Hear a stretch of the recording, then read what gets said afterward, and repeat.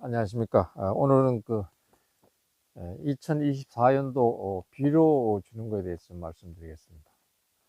다소 차이는 있겠습니다만은, 농사를 지으면서 이렇게 생각을 하면서 짓는 것이 좋습니다. 사과의 그 맛, 또 사과의 크기, 이런 것은 이제 생각을 하면서 이제 재배를 해야 되는데, 물론 이제 작은 것보다는 이제 크게 생산하는 것이 좋습니다. 그렇게 해서 물론 소득과 직결되죠. 그래서 금년도 저는 사과를 좀 굵게 컸어요. 15가가 거의 주고, 그야말로 작은 25가, 요런 거는 뭐 몇 박스밖에 안 됩니다. 그래서 그 원인을 한번 생각해 보니까 비료 주는 거 하고, 또 물, 수분 관리하는 거 하고, 그래서 이제 또 착색이 잘 났어요. 착색이 잘 난 것은 비료죠, 비료. 비료 주는 거 하고, 이런 것들을 어, 나름대로 이제 좀 제대로 했구나 하는 그런 생각을 해봅니다. 욕심을 사람들이 자꾸 많이 내요. 그러니까 비료 주는 것도 많이 주려고 하고, 그러다 보니까 착색이 안 나잖아요. 또 사과가 너무 투박하게 생기고, 그래서 가격을 이제 제대로 못 받는 그런 경우가 있습니다. 그래서 오늘 제가 이렇게 써왔어요. 그 비료는 흡수되는 시기에 다양히 있어야 됩니다. 아니면 또 그 시기에 뭐 꽃이 핀다. 그럼 꽃이 피기 전에 뭐 붕산을 줘야 된다. 그럼 붕산 그 시기를 이제 제가 이렇게 오늘 적어 봤습니다. 그러니까 이것은 쭉 한번 제가 설명하고 나서 지금 현재 비료 주는 것이 그렇구나 하는 생각을 이해를 했으면 합니다. 그래서 우리가 보통 보면 이제 뭐 유튜브 상이나 강사들이 얘기하면 이제 뭐 수제가 세면 비료 주지 말라고 이렇게 얘기하는데, 물론 뭐 틀린 말은 아닌데 그 비료는 이제 질소를 주지 말라는 것이죠.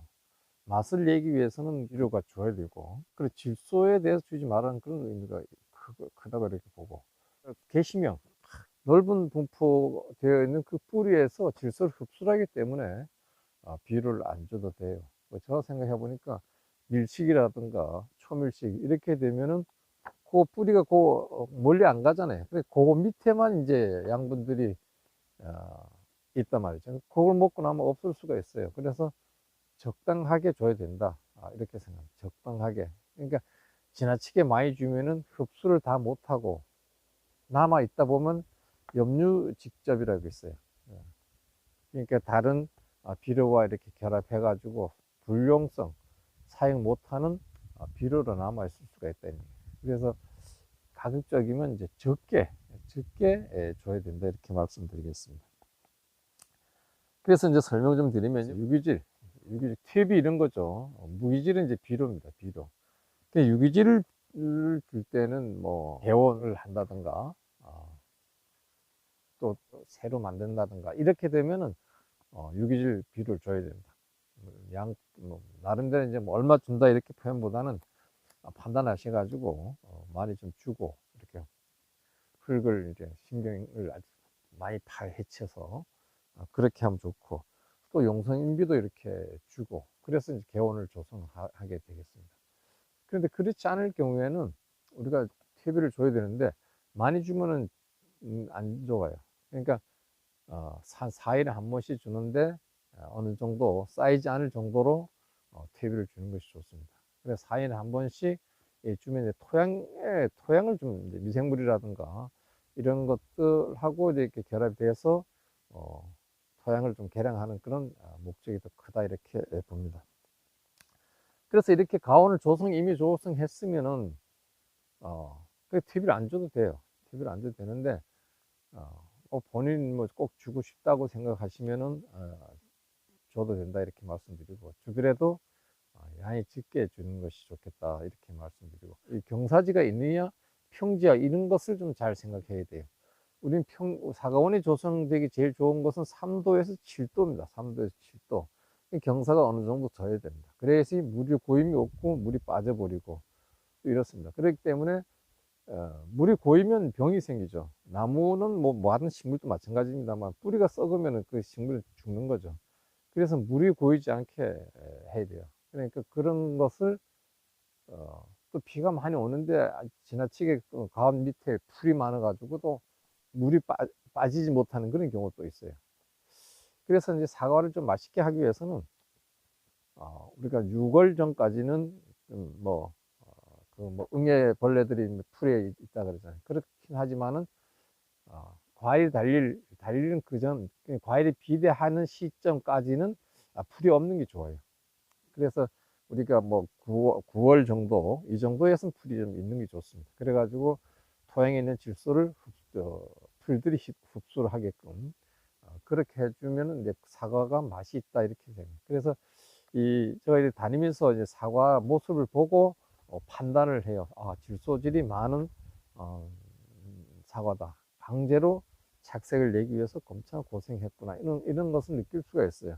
오늘은 나름대로 이제 제가 얘기하는 건데 꼭 이대로 적용하는 것보다도 이대로 적용하지 않아도 되죠. 그냥 이렇게 심어도 됩니다. 심어도 놓으면 되는데 조금이라도 크게 하려고, 조금이라도 색깔을 내게 하려고, 조금이라도 맛을 내게 하기 위해서 우리는 비료로서 조정해야 된다 이렇게 말씀을 드리겠습니다. 나무가 이제 필요로 하는 시기가 있어요. 질소는 그럼 언제 필요하느냐? 질소는 5월 달까지, 그러니까 5월 달까지 질소를 필요로 해요. 그러니까 6월 달도 좀 필요한데 최선 7월 전까지인데, 홍로는 뭐 5월 달까지, 후지는 뭐 6월 달까지, 요 정도의 질소가 작은 양을 필요로 합니다. 그래, 그 비료들 보면은 그런 것을 연구해서 다 만드는 비료가 있는데, 제가 이제 이 시기별로 말씀드리면은, 질소는 이제 우리가 3월 달에 밑비료라 그래가지고, 질소 인상 가리, 뭐, 마그네슘이나 붕소라든가, 그 사과 비료가 만들어진 게 있어요.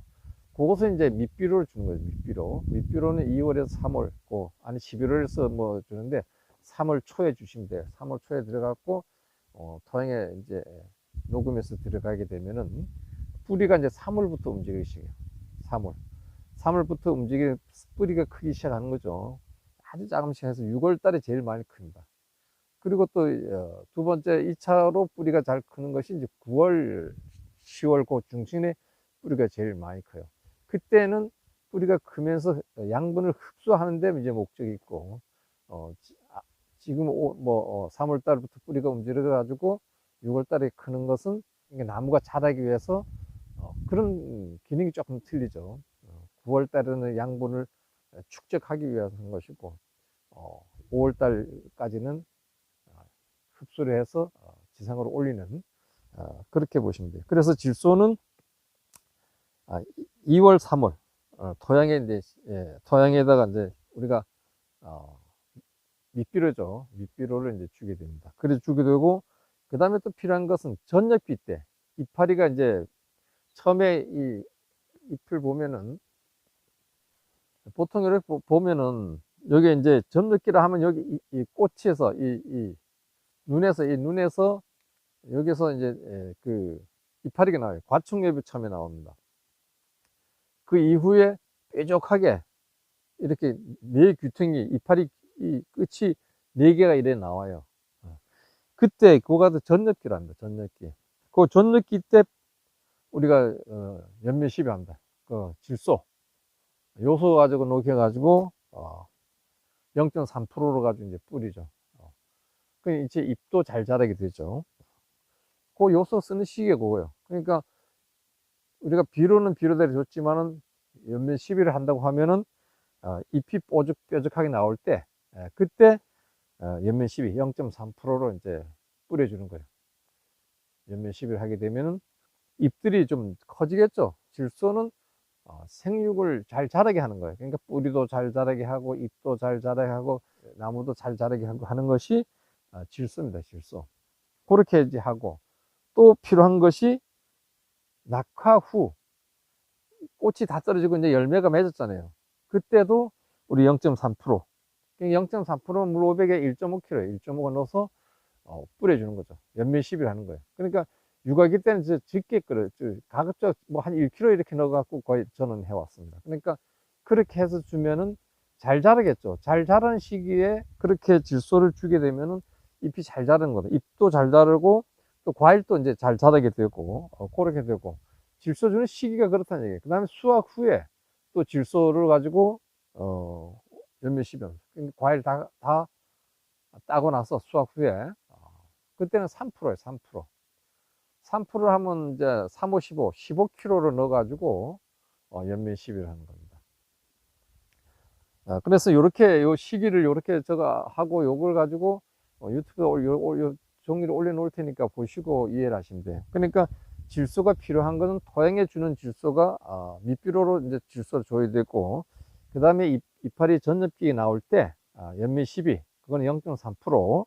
그 다음에 또 뭐 저게 그 낙화 그 꽃이 다 수정되고 나서 또 저기 0.3%. 나인 같은 건 많이 주는 게 좋습니다. 나무가 세력이 세지 않으니까.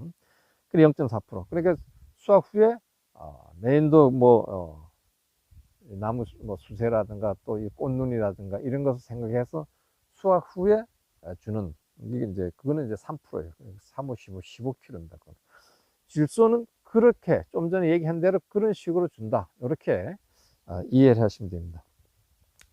그 다음에 인산은 이제 토양에 주는 인산은 이제 2월이나 3월 달에 주면 돼요. 그 2월, 3월 주는 것은 우리가 NPK 주는 비료가 있잖아요. 거기에 포함되어 있는 거예요, 인산. 그래서 그렇게 준다 생각하고. 그 다음에 칼입니다, 칼은 그럼 언제 주느냐? 칼은 NPK 줄 때 그 비료로서 토양에 같이 주는 거죠. 토양에 같이 주고. 그 다음에 주는 것이 6월, 7월입니다. 홍로는 6월, 부사는 7월에 황산 가리를 이제 주죠. 황산 가리 주는 것은 황은 맛을 의미하지만 가리는 가리의 성분은 과일이 크게 해요. 요 6월 달에 주는 것은 종적으로 크게 하는 거, 종적. 과일이 찔끔하게 이렇게. 그 다음에 그 이후에 주는 것은 8월 달 이때 주는 것은 형적으로 크게 되는 겁니다. 그러니까 가리는 나무의 자람은 억제하지만은 신초 생장 억제하는 게 가리예요. 가리. 뭐 수분 조절하고 뭐 이렇잖아요. 그래 가리인데 과일은 커지는 것이 가리입니다. 토양에 주는 것이 홍로는 6월, 그 다음에 후지는 7월 달에 준다 이렇게 말씀드리고, 그 다음에 이제 또 8월 돼서는 가리를 조금씩 줘요. 300평에 한 4kg 정도. 이런 게 주긴 좋습니다. 왜냐하면 이 8월 이후부터는 토양에 있는 질소가 많으면 과일이 익지 않아요. 과일 생장은 촉진할 수가 있겠죠. 그렇기 때문에 또 비가 오고 이러면은 다 자꾸 더 자라게만 되고 과일의 색깔이 안 납니다. 근데 8월 이후부터는 색을 내게 해야 되는 거예요. 색을 내려 하면 토양에 있는 질소를 흡수를 억제시켜 주는 것, 이게 이제 가리예요. 가리는 질소와 약한 기량작용을 합니다. 강한 기량작용을 하면 완전히 못 먹게, 흡수를 못하게 방해를 하지만은 조금 먹게 약한 기량작용을 해요. 그렇기 때문에 질소를 많이 먹지 못하게 하는 것이 가리예요. 그래서 우리가 가리를 그때부터 토양에다 가리를 줘요. 그러니까 뭐 색을 내기 위해서 가리를 잎에만 과일에만 치는 게 아니라 토양에도 염려를 해줘야 된다 이거예요. 그래서 그렇게 8월 달에도 300평당 한 4kg 정도를, 그렇게 많이 주는 건 아닙니다. 토양에 주고, 그 다음에 이제 착색기가 도는 거예요. 착색기는 이제 9월 말 정도 돼서 착색기입니다. 착색기가 되면은 뭐 인산가리를 가지고 관주를 해주면 좋아요. 관주는 뭐 SS기 보면 이렇게 눌러가지고 밑으로 쭉 나오는 저희 SS는 그렇게 되어 있어요. 근데 관주를 이렇게 해주고 한 일주 후에 인산가리로 가지고 연면 시비, 그때서 이제 착색을 준비를 하는 겁니다. 그렇다고 착색을 내기 위해서 인산가리를 계속 치면 안 돼요. 안 되니까 그러면 상어가 빨개지다가 시큼하게 해서 빨개집니다. 그래서 가리는 한 번 준다 이거죠. 바닥에 황산가리 주고 잎에는 인산가리를 연면 시비 한다 이렇게 말씀드리고, 그래도 착색을 내는데 좀 걱정되면 더 내고 싶다 하면 인산칼슘이 있어요. 인산칼슘. 인산하고 칼슘은 원래는 맞지 않죠. 그렇게 혼합이 안 됩니다. 그러니까 뭐 침전이 된다든가 응고가 되는 그렇게 뭐 돼요. 인산은 칼슘하고 잘 혼합이 안 됩니다. 그래서 그렇게 되기 때문에 인산하고 칼슘은 이제 만드는 거죠. 그렇게 만든 것이 구연산을 넣어갖고 산을 넣으면 이게 응고가 안 돼요. 산을 넣으면. 그래서 그렇게 만들어져 있기 때문에 그렇게 치고, 또 인산칼슘을 그렇게 살포를 한 후에 씻어야 되잖아요. 칼슘은 뭡니까? 이 쇳급을 이렇게 녹슬게 하는 게 칼슘이에요, 칼슘. 요소는 안 그런데. 그리고 나서 치고는 SS기 깨끗이 씻고, 또 안에 내부적으로 좀 씻어야 되겠다 그러면은 다 식초를 가지고 타가지고 돌려가지고 내써요. 내쏜 다음에 다시 이제 물로 SS기를 깨끗이 씻습니다. 그렇게 해주면은 사과가 잘 익어요. 잘 익고, 또 그 다음에는 이제 비가 왔을 때, 작색기 때 이제 비가 오잖아요. 비가 뭐 장마가 오고 이러면 사과가 익어 가다가 재작년에 이제 그런 경험이 있어서 올해는 아주 색을 아주 잘 냈어요. 재작년에는 이제 느낌을 잘 몰랐죠. 빨개지다가 올해는 뭐 작색기가 뭐 이렇게 좀 추석이 좀 늦었지만 작년에는 빨랐잖아요. 그래서 이렇게 사과가 빨개지는데 이제 5일 있으면 더 한 일주일 있으면 빨개질 거서 생각했는데 그 사진 찍은 거 봐도 그대로예요, 그대로. 비가 오게 되면은 이 나무 끝부분에 이제 옥신이 생성돼요, 옥신. 그러니까 옥신이 생성되는 건 이제 질소의 흡수가 많아지면은 나무가 자라잖아요. 신초 끝이 자라게 되는 거야. 자라게 된다는 것은 거기서 옥신이 생산돼 가지고, 옥신은 엽록초로 생성돼요. 그러니까 푸르게 만든, 자란다는 건 푸른 거 잘 자라게 되는 거잖아요.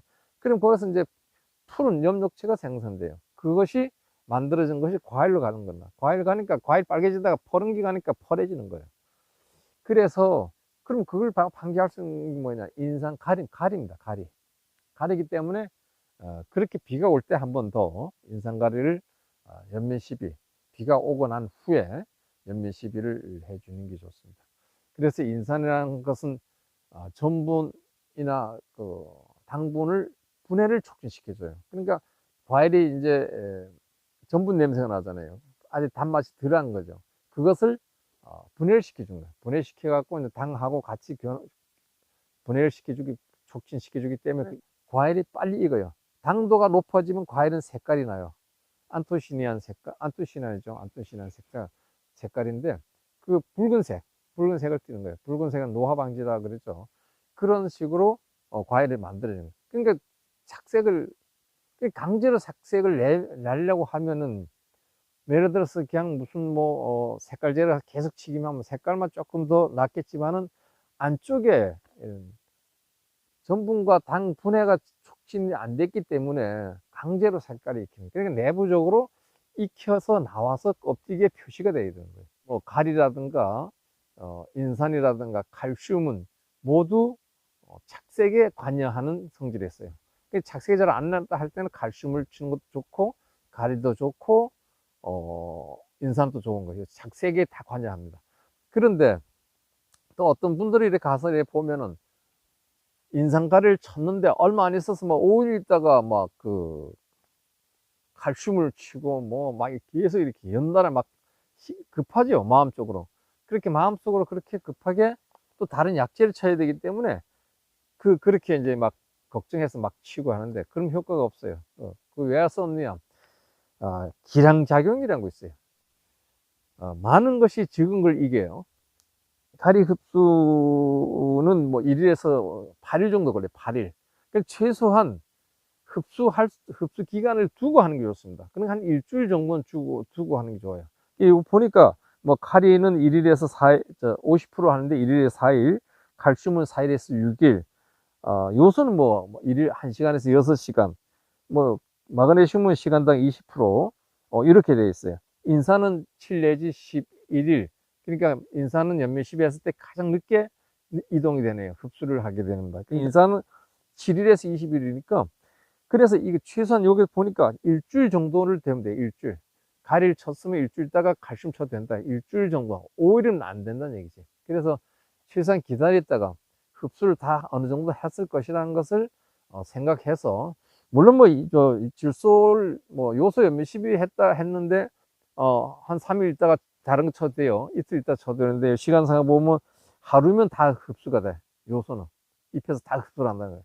그러니까 다른 거 쳐도 된다 이런 얘기인데, 그렇지만 한 뭐 요소 쳤으면 한 3일 정도는 있는 게 좋겠어. 흡수해 가지고 또 안에 어떻게 또 변화가 일어날지 모르니까 그런 것을 고려해서 치시면 된다. 그래 지금 가리 치는 것은 우리가 갈륨이라 하죠. 치는 것은 우리가 NPK 2월 3월에서 그 비료를 뭐 사과 전용 비료도 있어요. 그걸 보면 이제 NPK죠. NPK 있고 붕소가 들어있고 마그네슘이 들어있어요. 그런 비료. 그 붕소나 마그네슘 들어있는 비료를 주는 것이 좋습니다. 그래서 이제 가리는 그렇게 토양에다 이제 NPK 그 비료 줄 때, 사과 전용 비료 줄 때 주고, 그 다음에 6월 7월에 토양에다 이제 황산가리, 그러니까 5월 달까지는 이제 하고 저기 잘 자라는 것을 이제 주는데 6월부터는 가리를 줘가지고 과일을 키우는 겁니다. 과일. 가리는 아까도 얘기했지만 과일을 크게 한다 그랬어요. 종적 크게 하고 90일 지나면 형적으로 크게 하는 것이 가리다 이렇게 얘기했으니까.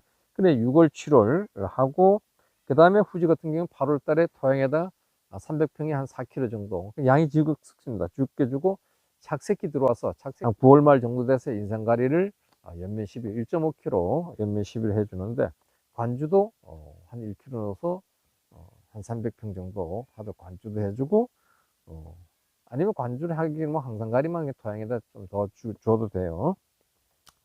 그 다음에 비가 올 때 착색이 안 날 것을 예상해서 비 온 다음에 연면 12 인산가리 연면 12를 하면은 또 뭐 인산칼슘 줄 수도 있어요. 1.5kg 넣어서 하면은 되겠고, 그 다음에 이제 수확 후에 가리도 수확 후에 인산가리를 1.5kg 넣어서 수확하고 나서 아까 요소만 그 뭐 15kg 사무실에 15kg 준다 그랬잖아요.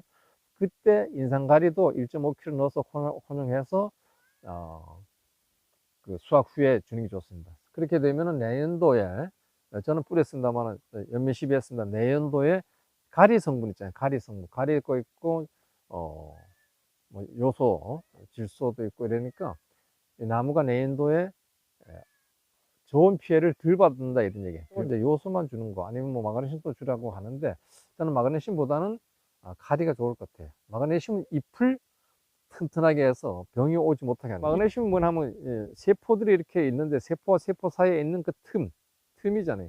거기를 이제 마그네슘을 주게 되면 거기 꽉 채워주는 거예요. 꽉 채워져 가지고 그런 갈반균들이 침입을 못하게 해서 마그네슘을 이제 주죠. 이건 내용이 납니다.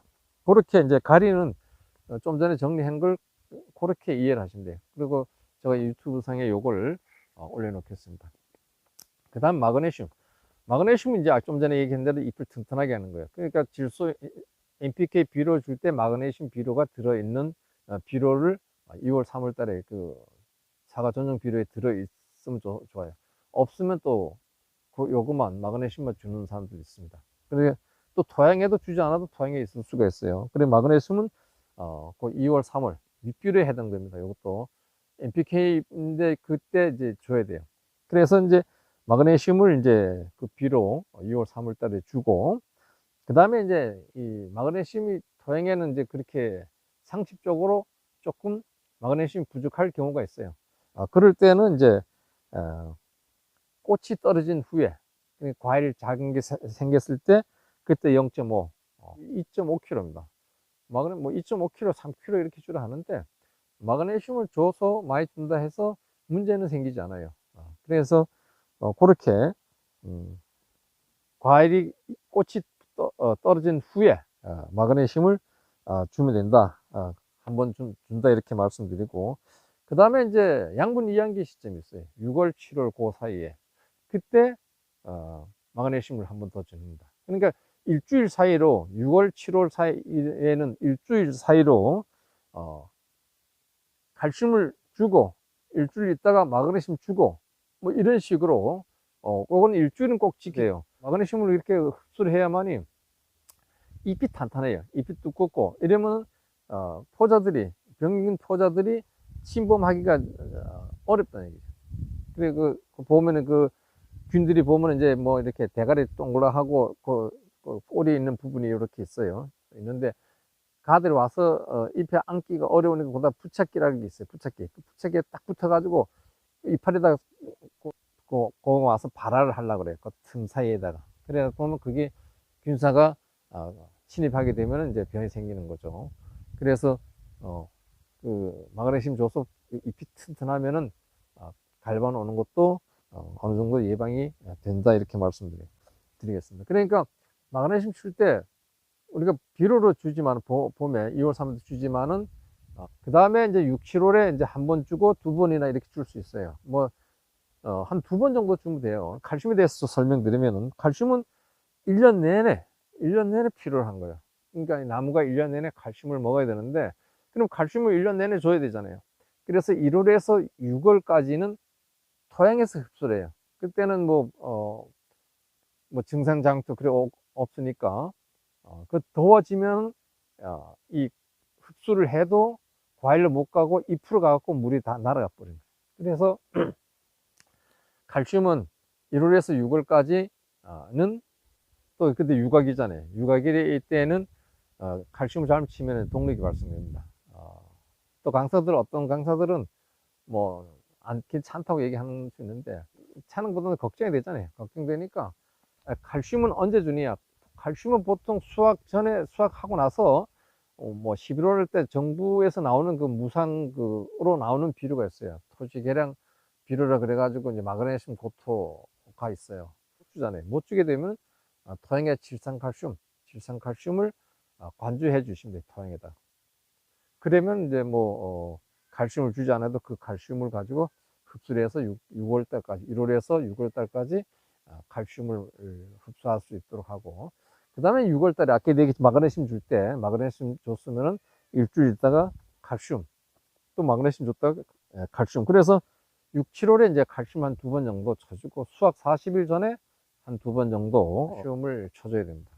열과도 발생될 수 있고 고두병도 발생될 수 있고, 이래서 그런 것을 또 과일이 단단하게, 그 칼슘이라는 것은 세포와 세포 사이에 있는 그 팩틴이라는 물질이 있어요. 그러니까 서로 당기게, 그 사이를 서로 당기게 단단하게 만들어주는 것이 칼슘입니다. 칼슘. 그래서 칼슘을 주게 되면은 과일의 경도가 또 단단해지니까 오래도록 갈 수가 있다, 이렇게 말씀드리겠습니다. 토양에 주고 나머지는 연면 시비하는데 하시면 돼요. 그래서 우리가 동록이라는 것은 뭐 SSC 갖고 너무 과일을 세게 때린다든가 이쪽으로 이제 뭐 너무 그 어떤 상처가 나게 되면은 그 큐티클증 있잖아요. 과일 껍데기가 이제 과피가 이제 큐티클증이 있어요. 그럼 안에 있는 그 크루코 조직이 밖으로 나와서 그 상처 부위를 아물게 하는 것이 동록이에요.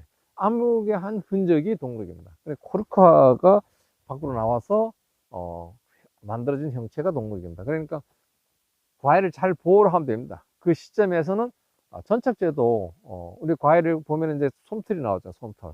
솜털 나왔을 때 과일을 보호하기 위해서 나온 거예요. 보호하기 나오는데 그 솜털을 없애게 되면은 과일 보호할 게 없어요. 그러니까 몸속에 있는 크르화 조직이 밖으로 나와서 거기를 더 덮는 거예요. 그래가지고 자기를 사과가 보호하게 되니까 그게 흔적이 동록이다, 이렇게 말씀드리겠습니다. 그래서 오늘 비료에 대해서 설명드렸는데, 요것은 이제 요렇게 필요를 한데, 요걸 이제 한 방에 정리하는 것이, 그래서 이제 요것을 비료는 이제 2월 3월 초에 이제 밑비료라 그래서 NPK 있고 마그네슘이라든가 붕수가 있는 비료를 주면 돼요.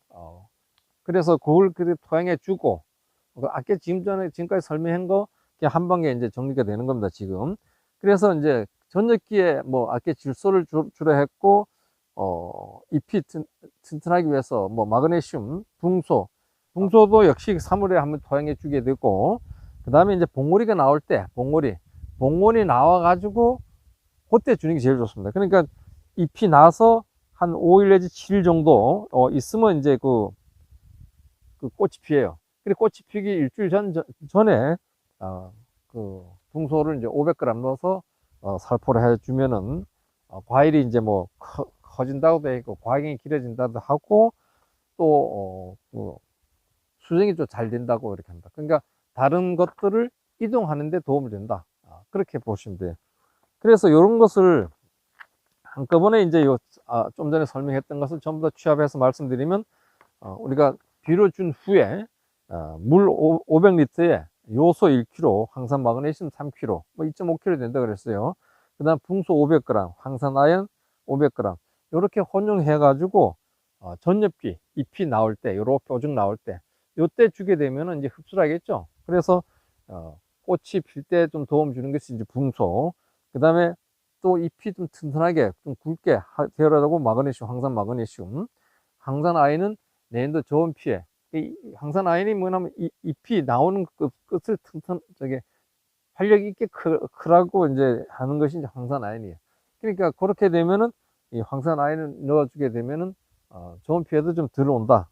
이렇게 이제 네, 되고 붕소는 뭐 암술머리에서 난세포가 이제 배낭으로 쭉 내려가는 그런데 잘 내려가서 안착될 수 있도록 하는 역할을 하는 게 이제 붕소입니다. 붕소. 그래서 요렇게만 하면은 1차적으로 끝난 거예요. 봄에 끝나는데 요소 아까도 얘기했지만 요소를 한번 더 줄 수 있어요. 요렇게 하고 나서 꽃이 다 떨어지고 난 후에 요소를 한번 더 줄 수도 있고, 그 다음에 이제 그렇게만 5월 달까지는 그렇게만 요게 한 번만 이렇게 식으로 물 500에 황산 마그네슘, 붕소, 황산 아연 요렇게만 하면은 5월 달까지 끝나는 겁니다. 비료에 대해서 그렇게 하고 그 다음에 이제 그 우비료가 이제 5월 말에서 6월 초 정도 돼주는 거죠. 거기 우비료는 원래 질소를 조금 주고 가리가 들어가는 거예요. 그래 거기 퍼센트가 있어요. 질소는 뭐 몇 퍼센트, 뭐 인산은 몇 퍼센트, 그 가리가 몇 퍼센트 이렇게 주는 것이 여기에 다 아까 얘기했는데 포함되어 있어요. 그냥 그 요대로 하시면 된다 이렇게 말씀을 드리겠습니다. 지금 내가 얘기한 대로 하게 되면은 과일이 이제 굵게 되는 거죠. 질소가 있고 가리. 질소는 나무를 생장을 나무 뿌리 뭐 과일 뭐 다 크게 하는 것이 질소예요. 질소 잘 자라게 하는 거고 그 다음에 과일만 크게 하는 거. 그러니까 나무 잎들은 뭐 도장지라든가 뭐 이런 별과지 이런 것을 잘 자라지 못하게 하는 게 가리예요. 습기 조절 뭐 이렇게 습기 빨리 익히는 게 이제 가리인데, 그래서 가리는 과일을 이제 종적 형적을 크게 하는 것이다 이렇게 이해하죠. 그 다음에 우리 후반기에 뭐 8월 말부터 시작해서 9월 말에서 착색기인데 그때 이제 인산 가리 주잖아요. 인산은 전분하고 당분을 분해를 촉진시켜서 과일을 색깔을 내게 하기 위한 것이다. 인산 가리, 인산 가리 이렇게 주면 돼요. 그 다음에 칼슘은 당도, 경도를 높이기 위해서 또 저장성을 또 높이기 위해서 단단하게 만드는 거죠. 그 칼슘을 수확 40일 전부터 해서 2, 3회 준다. 아니면 6, 7월에 한 번 준다. 마그네슘도 6, 7월에 한 번 줘야 돼요. 양분 2양기입니다. 양분. 그 양분 2양기 때는 양분 2양기는 뿌리에서 그동안에 6월달까지 흡수를 해 올려 먹다가 그 다음에 뿌리에 이제 양분이 다 없어져요. 그 지금의 뿌리를 봐보면 뿌리가 탄탄해요. 그러나 한 6월달에 뿌리를 봐보면 뿌리가 물렁물렁해. 물렁물렁하지는 확실하진 않지만 제가 이제 더덕을 키워봤을 때 그러니까 더덕도 마찬가지입니다. 그 시기에는 양분이 싹 빨아 올라왔고 더덕이 물렁물렁해요. 그 다음에 가을이 되면 단단해집니다. 다시 축적시키는 거예요. 그거 마찬가지입니다. 그렇게 이해를 하시면은 쉬워요. 그래서 이 과일 색깔 내게 하는 것도 그냥 빨간 거 들어가고 들이치면은 우에만 되는 거죠. 토양의 질소 흡수를 억제시켜 주는 것이 가리다 했어요. 가리가 이제 그래 어떻게 없애시키나? 그러니까 기량작용 하는데 약한 기량작용이 한다. 이 과일이 클 수 있는 양만큼 질소를 먹이고 나머지를 못 먹게 하는 겁니다. 그런 것을 이해해서 질소는 잘 자라게 하는 거고, 가리는 나무는 신초 생장을 억제하지만 과일을 크게 하는 기고, 인산은 힘과 에너지를 준다 그래가지고 꽃이 필 때 꽃을 잘 피게 하고, 과일 비대할 땐 비대 잘하게 하고, 뭐 착색이 날 땐 착색이 잘 나게 하는 것이 인산이에요. 모든 비료는 다 한 번씩 줘야 돼요.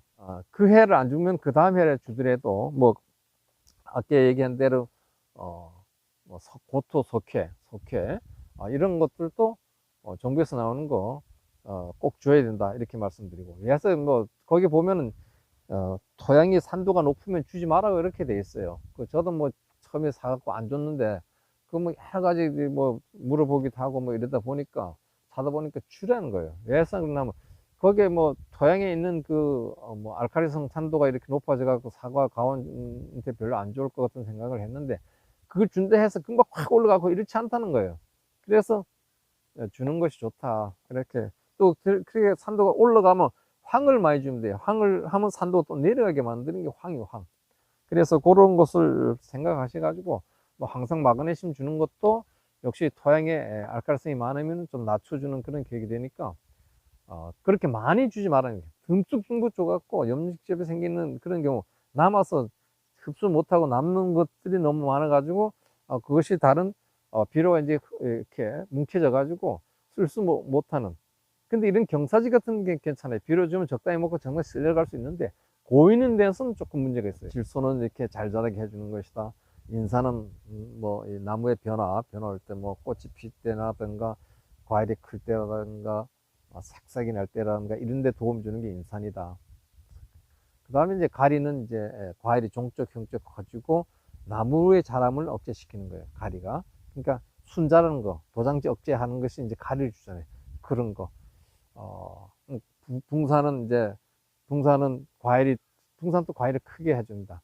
그 질소라든가 가리라든가 저기 칼슘을 이동을 촉진시켜 주는 거, 이동을 잘하게 해주는 것이 붕소예요. 그러니까 이동을 할 수 있게끔 문을 열어주는 역할을 하는 것이 이제 붕소입니다. 그래 붕소를 어떤 사람들은 이제 칼슘 칠 때 붕소를 넣어갖고 치는 경우가 있고 또 그렇게 또 안 넣어갖고 치는 사람도 있고 그렇습니다. 뭐 넣어도 되고 안 넣어도 된다고 생각하는데 아무쪼록 이제 후반기에는 칼슘을 했을 때 칼슘 이동이 적다는 거, 적기 때문에 조금이라도 이동을 좀 잘 할 수 있게끔 하기 위해서 붕소를 넣는다고 이렇게 얘기하는 사람도 있고 합니다. 그건 뭐 저는 뭐 안 넣어가지고 후반기는 안 넣어갖고 계속 쳤는데 사과는 뭐 큰 문제가 없었고 저는 이제 야라 비료를 가지고 이렇게 몇 번 했는데 거기를 보면 필요한 양만큼 그 비료 들은 성분 표시가 되어 있어요. 우리가 뭐 유랑 요소를 이제 뭐 치라고 하잖아요. 어떤 사람들은 3월 달에 하고 어떤 사람은 5월 달에 하고 이렇게 다 하는데 저는 이제 5월 달에 합니다. 왜냐하면 비료를 줬잖아요. 비료 주면 이제 비료에 주면 NPK 뭐 다 있고 붕소도 있고 마그네슘 있고 막 이런데 또 주게 되면은 미량요소를 주게 되면은 또 기량작용하는 게 있어요. 그래서 5월 달부터 홍로는 5월 달부터 해서 뭐 5월 달 한번 줘도 되고 8월 달에서 한 번 더 주든지 그렇게 하고 후지 같은 건 뭐 2번, 3번 줘도 좋습니다. 그 미량요소는 그래서 한 2번 정도로 주시면 되겠다고 이렇게 생각드려요. 그렇게 되면 부족한 부분을 채워주는 것이 미량요소다 이렇게 생각합니다. 그 미량요소를 주게 되면은 미량요소는 보면 그 구리가 있잖아요. 구리는 병 발생을 이제 억제시키는 게, 그러니까 세균 뭐 또는 곰팡이균 이런 거, 구리 뭐 보르도액 보면 석회하고 그 보르도액 거기 구리하고 합해서 만드는 거잖아요. 그래 그걸 뭐 화상병이라든가 갈반병 이런 데 제일 좋다고 이렇게 얘기하는 것이 석회 보르도액인데 거기 뭐 구리가 들어있어요. 그래서 구리는 세균들이 아주 싫어하는 거예요. 그래서 토양에다가 뭐 뿌려주면 뭐 좋죠. 뿌려주면 뭐 그 병 오는 것을 예방할 수도 있고 그렇습니다. 그래서 아무튼 오늘 두서없이 이렇게 말씀드렸는데 여기서 이제 몇 가지만 생각하시면 될 것 같습니다. 그 다음에 일단은 저 이런 걸 중요시 알아야 될 것 같아요. 과일이 이 발화기, 전엽기, 그 다음에 개화기, 그 다음 세포 분열기. 이 세포 분열기 때 중요한 건 세포 분열일 때는 우리가 물을 많이 줘야 돼요. 물 많이 준다는 게 고이게 주면 안 되고 뭐 5일에 한 번 아니면 그 토양에 따라 틀립니다만은 그렇게 많이 줘가지고 세포 분열이 200만 개에서 뭐 7천만 개까지 이렇게 가는 700만 개인가 이렇게 세포가 많이 분열이 돼야 돼요. 많이 분열이 돼야만 과일이 커져요. 그러니까 그 세포 분열 시기에 우리가 비료를 질소가 있고 연면12도 하고 뭐 했잖아요. 아까 얘기한 거. 그 세포 분열 시기에 과일이 크기 위해서 세포를 분열을 많이 해야 된다.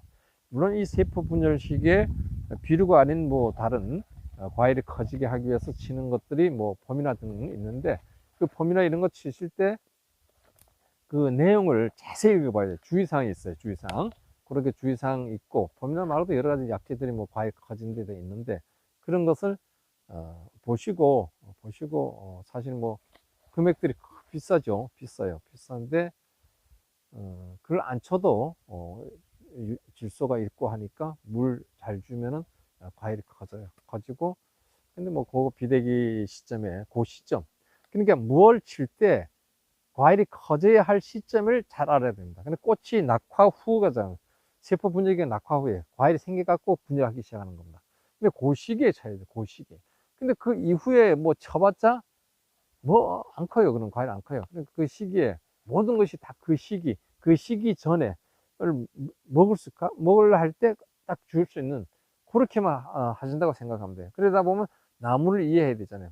휴면기라든가 발화전역기라든가 뭐 꽃이 핀다든가 뭐 그런 단계, 꽃이 떨어지고 뭐 세포 분열기라든가 뭐 그런 단계를 알아가지고 자기 나물에 대해서 그 날짜를 한번 써놓으면 좋을 것 같아요. 그래가지고 자세히 관찰해서 뭘 줘야 되겠다 이러면 그때 주시는 게 좋을 것 같습니다. 오늘 여기까지 하겠습니다. 감사합니다.